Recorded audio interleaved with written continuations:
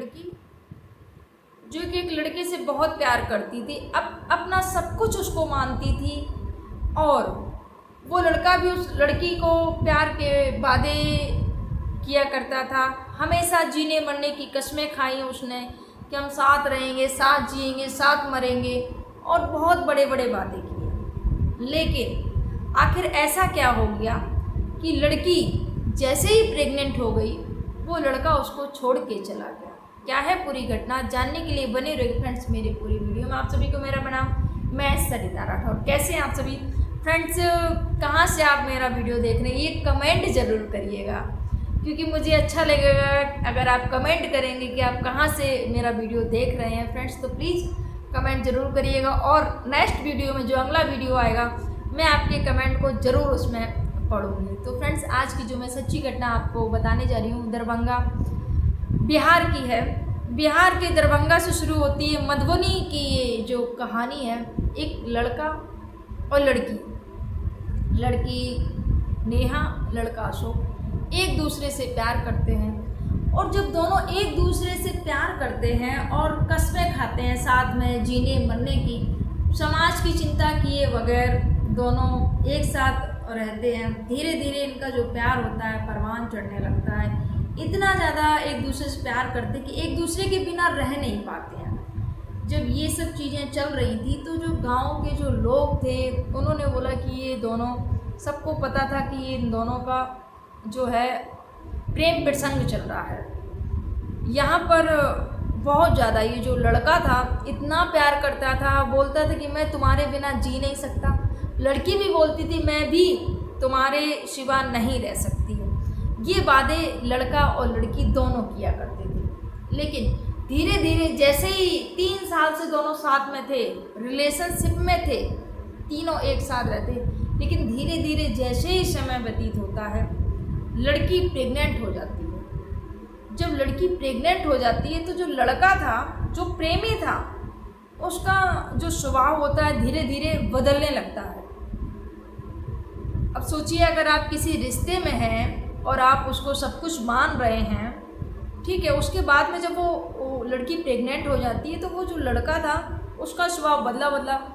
अब लड़की बड़ी टेंशन में, एक तो वो गर्भवती हो गई है, उसके बच्चे की माँ बनने वाली है, और जो प्रेमी है वो सही से बात नहीं कर रहा है, उसका स्वभाव है वो बदलता जा रहा है। ये लड़की को एक चिंता का विषय बन गया था लड़की के अंदर। अब क्या किया जाए, अब कैसे क्या।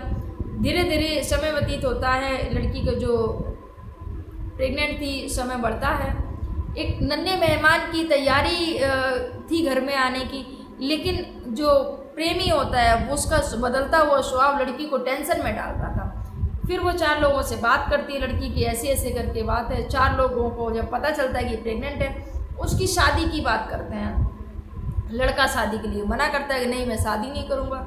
जो गांव के सरपंच होते हैं, पंचायत बुलाई जाती है, बिठाया जाता है, लड़की और लड़की दोनों की बात को सुना जाता है। तो जब दोनों की बात को सुना जाता है तो यहाँ पर लड़के को गलत ठहराया जाता है कि नहीं आपको शादी करनी पड़ेगी, आपकी प्रेमिका आपके बच्चे की माँ बनने वाली है, आप ऐसा नहीं कर सकते हो। लड़का क्या होता है कि शादी हो जाती है, शादी कर लेता है, दबाव था शादी का, शादी कर ली। अब लड़की को एक तसल्ली होती है कि कम से कम पंचों के सामने, इतने सारे लोगों के सामने हमारा जो रिश्ता हुआ है, कम से कम अब ये नहीं, कुछ ऐसा नहीं करेगा, कोई हरकत नहीं करेगा मेरे साथ में, अब अच्छे से रहेगा। सोचिए ऐसे लोगों को क्या बोलेंगे, ये प्रेम क्या, मुझे इसको प्रेम तो बोलेंगे ही नहीं, क्योंकि अगर वो लड़का यहाँ पर प्रेम करता तो ये जो बच्चा जब वो प्रेग्नेंट हुई तो ये जो हरकतें वो कर रहा था, दूरी बना रहा था, शायद वो दूरी ना बनाता, क्योंकि उसने सच्चे दिल से उसको चाहा ही नहीं, ना ही उसको प्रेम किया। इसके बाद में जो लड़की होती है एक तसल्ली हो जाती है, उसको लगा कि हाँ अब शायद सब कुछ ज़िंदगी जो है वो पटरी पर आ जाएगी, सब कुछ अच्छा हो जाएगा। उसके बाद में कुछ समय व्यतीत हुआ। ये क्या करती है लड़का बोलता है कि ऐसा करते हैं हम कहीं बाहर रहते हैं, चल के शहर में कहीं मकान देखते हैं, कमरा देखते हैं, चल के शहर में रहेंगे, चल के वहाँ कमरा देखना पड़ेगा। तो लड़का घर से बोलता है अपनी पत्नी से कि देखो मैं जा रहा हूँ कमरा देखने के लिए, शहर में जा रहा हूँ, मैं आ जाऊँगा शाम तक, देखूँगा जाके। लड़का निकला कमरा देखने के लिए घर से बाहर, लेकिन वो लड़का वापस लौट के नहीं आया। लड़की ने बताया कि वो लड़का 21 जून को उनकी शादी हुई थी और 21 जून को, ये जो जुलाई चल रही, जून में अगले महीने उनकी शादी हुई थी, तो पिछले महीने उनकी शादी हुई थी 21 जून को। पंचायत ने उनकी शादी करवाई थी और शादी के कुछ दिन बाद ही, अभी ये जुलाई चल रहा है, 1 महीना भी नहीं हुआ है, कुछ दिन बाद ही वो लड़का ये कह के निकल जाता है कि कमरा देखने जाते हैं। जब कमरा के लिए गया तो वो वापस नहीं आया।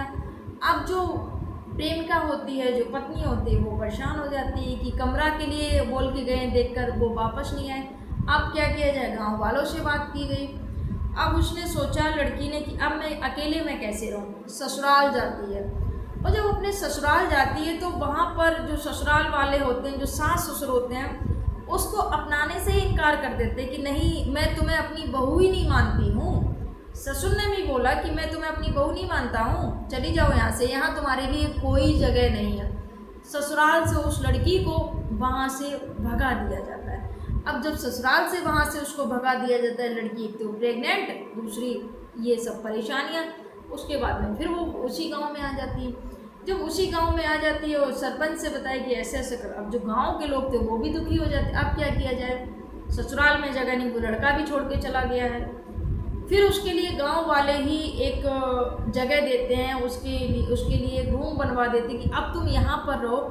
और वो लड़की फ़िलहाल अकेले उसी गांव में एक कमरे में अपने जीवन को यापन कर रही है। गांव वाले हैं जो उसकी देखरेख वहाँ पर कर रहे हैं और वो आज भी उस प्रेमी की तलाश में बैठी हुई है कि मेरा पति आएगा या मेरा प्रेमी आएगा और मुझे ले जाएगा। सोचने वाली बात है, वो प्रेमी आएगा या नहीं आएगा ये तो पता नहीं, लेकिन ये जो घटनाक्रम मैं आज जो सुना रही हूँ, ये जो घटनाक्रम सुनाने का उद्देश्य बस हमारी बेटियों को जागरूक करना, हमारी बेटियों को सावधान करना है। बहुत सारे इस दुनिया में ऐसे लोग मिलेंगे कि आपको धोखे में रखेंगे, आपके साथ में झूठा प्रेम का वादा करेंगे।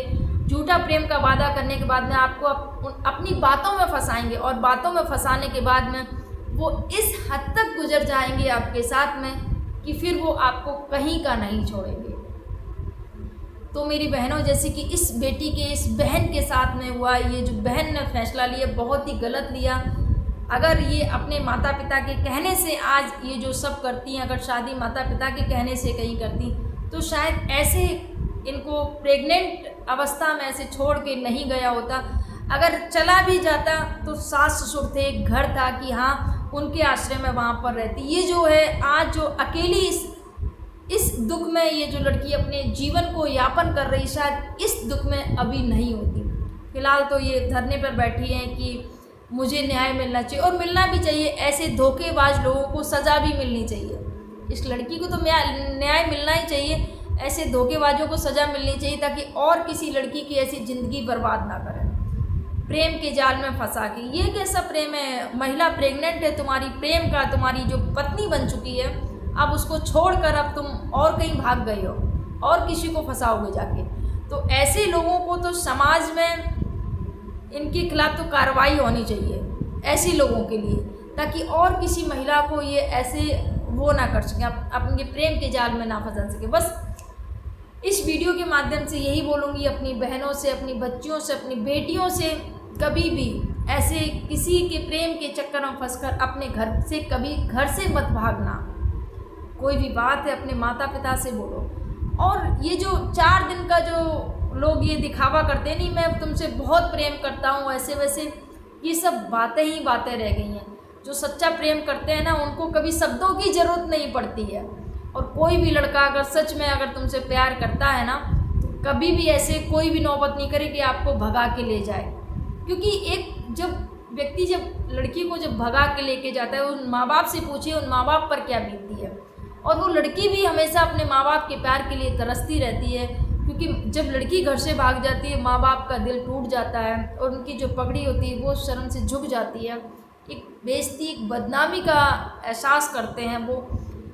तो यहाँ पर वो लड़की दोबारा मायके नहीं आ पाती है कि यहाँ से तो भाग गई। तो हमेशा कुछ माँ बाप तो हमेशा के लिए बच्चियों को त्याग देते हैं कि हमारे घर से चली गई तो हमें कोई मतलब ही नहीं है। तो बस मेरी बेटियों, आपके माता पिता कभी भी आपके लिए कभी कुछ गलत नहीं सोचेंगे, आपके अच्छे के लिए सोचेंगे। और फिलहाल बस यही बोलना चाहूँगी कि पढ़ाई लिखाई का जो समय है उस पर ध्यान दो। बाकी जब आप पढ़ाई लिखाई पर ध्यान दोगे, बाकी चीज़ों पर ध्यान ही नहीं जाएगा। कितने भी रास्ते में लोग मिलें, आपको इम्प्रेस करने की कोशिश करें कि अरे तारीफ़ें करें और आपको लुभाएं कि मैं आपसे बहुत प्रेम करता हूँ, रिझाने की कोशिश करें, लेकिन नहीं, अपने लक्ष्य पर ध्यान देना। कभी भी किसी की बातों पर मत मानना। बस मैं यही कहूँगी। कैसी लगी आपको मेरी बात? आप सभी को मेरा प्रणाम। जय हिंद, जय भारत, जय सिया राम। और कमेंट जरूर करिएगा आप हमारा वीडियो कहाँ से देख रहे हैं। राधे राधे।